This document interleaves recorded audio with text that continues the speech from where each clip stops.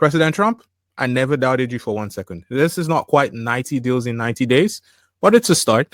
I never doubted you for 1 second. Those of you who watch the channel know that's not true, right? You know that's not true.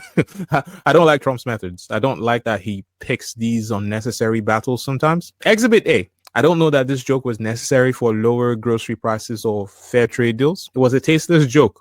Or was it? Right? You might have heard that the new Pope of the Catholic Church is American. Pope Leo XIV is the first American Pope. Looks like that tasteless joke by Trump has come to pass in a weird sort of way. Anyways, here's another thing. I don't like that Trump insists on shifting blame onto the most vulnerable people sometimes to the benefit of his adoring fans. You just point them in the direction of somebody to hate and they just go, you know? I don't like that every single person on his team seems to understand that he needs his ego stroked and they proceed to suck his duck at every press conference. At the same time, if you watch the channel long enough, you also know that I'm fair and I will give credit when I see something good, irrespective of whether I like the politician or not. That's just the way this channel is, right? I'm fair. And I've been telling people that Trump may yet be positively transformational for the United States. He has quietly put together a stock market rally that nobody's really talking about. I guess as quiet as it gets for Trump. A few weeks ago, this was all everybody could talk about, right? The stock market is down, the stock market is down, you know, that kind of thing. The market has been doing better lately, actually. And that makes me feel a little better because for a long time there, Donnie was messing with my gains, you know. I don't want subpar gains for the next 4 years, Donnie. I don't want subpar gains. So whatever you might say about Joe Biden, he had a good stock market. Anyways, today we might just have seen the turning point. Maybe this is the beginning of all that winning that Trump promised. Today, they announced a trade deal with the UK. Here's President Trump announcing that deal at the White House today. Watch. This morning, I'm thrilled to announce that we have reached a breakthrough trade deal with the United Kingdom. The deal includes billions of dollars of increased market access for American exports, especially in agriculture, dramatically increasing access for American beef, ethanol, and virtually all of the products produced by our great farmers. And our Secretary, as you know, of Agriculture is here. Brooke, thank you very much for being here. Day. Thank you, sir. You'll let the farmers know. In addition, the UK will reduce or eliminate numerous non-tariff barriers that unfairly discriminated against American products. But this is now turning out, I think, really to be a great deal for both countries because it'll be really great for the UK also. So I wanted to come to you to announce that we've agreed the basis of a historic economic prosperity deal. And that is a deal that will protect British businesses and save thousands of jobs in Britain. Really important, skilled, well-paid jobs. It will remove tariffs on British steel and aluminium, reducing them to zero. It will provide vital assurances for our life sciences sector, so important to our economy, and grant unprecedented market access for British farmers without compromising our high standards. And for the great British cars that you make here, that we see all around us, this deal means that the US tariffs will now be cut from 27.5% down to 10%. Look, the stock market like that, and it was up today. We don't have all the details yet, but here's what I've been able to gather so far about this deal with the UK. So what does the UK get in this deal? The US will reduce the 25% tariffs they earlier put on imported vehicles to 10% for 100,000 vehicles and eliminate steel tariffs. Here's why this is a good deal for the UK, especially that part of the deal that gets them 10% tariffs on 100,000 vehicles. Obviously, anything over that 100,000 vehicle quota will get 25% tariffs. Now, let me put that in context for you. The UK sent 130,000 cars to the US in 2024. This deal is huge for them. It is huge.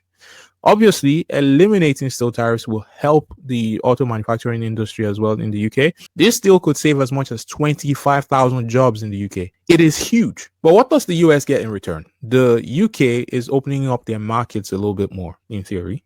There will be more market access for American chemicals, machinery, agricultural products like beef, and many other industrial products. The Trump team previously wanted the UK to allow hormone-fed beef.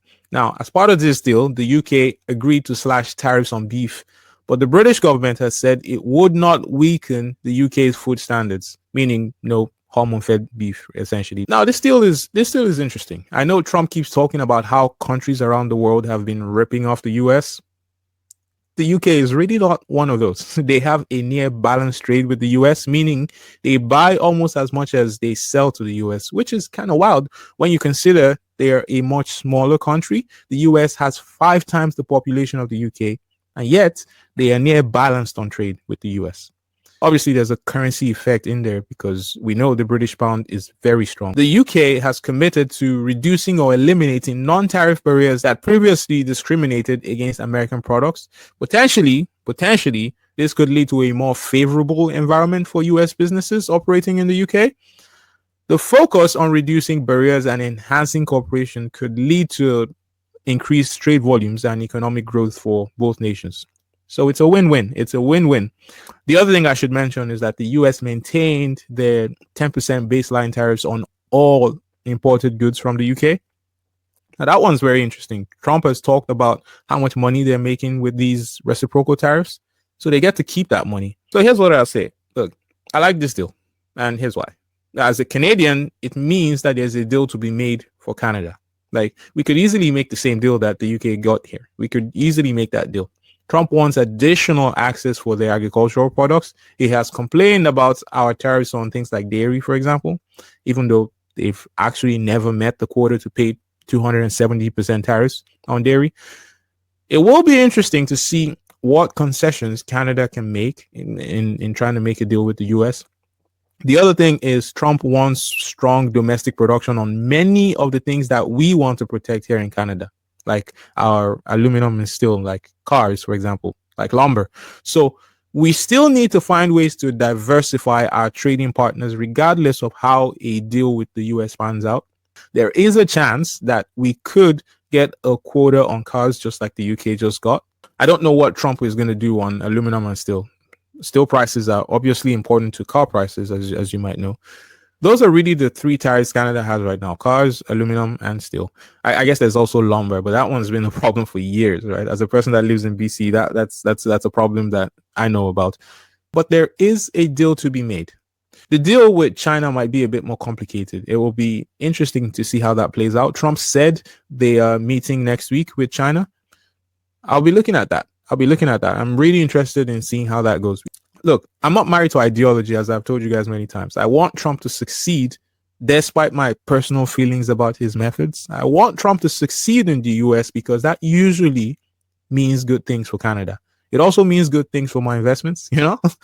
A lot of times people in the media just want to be proven right. They want Trump to fail so bad just so they can say, yes, I told you so, you know? Like, no matter what the Trump team does, they'll find a way to report it negatively. You should see CNN today. It was pretty fun. I've already seen some people saying Trump is desperate and this deal is just a concept and it isn't even a change to the existing relationship between the US and the UK. The other side of that, obviously, is Fox News, which is basically state-controlled media right now. Like, they will sing Trump's praises even if the whole country is on fire. So there's rubbish on both sides. There is rubbish on both sides. And I wish, here's what I wish, all right? I wish the media would keep it simple. Just tell the truth. Tell the truth and be fair. That is all. I tell people, even here in Canada, whether you voted Mark Carney or not, it does not matter. You better pray like hell that Mark Carney is the best thing to ever happen to this country. I know I'm not willing to endure 4 years of a shit economy. Are you willing to endure that? Are you willing to hate on Mark Carney just so you can see a conservative in government? Just because you think Pierre Poilievre would be better somehow? Like, tough shit. Pierre Poilievre didn't win. So let's be fair and just tell the truth. If that is what you're looking for, you found me at the right time. You found this channel at the right time because that is what I do here on this channel.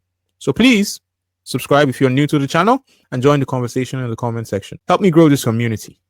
I'll see you next time. Take care, guys.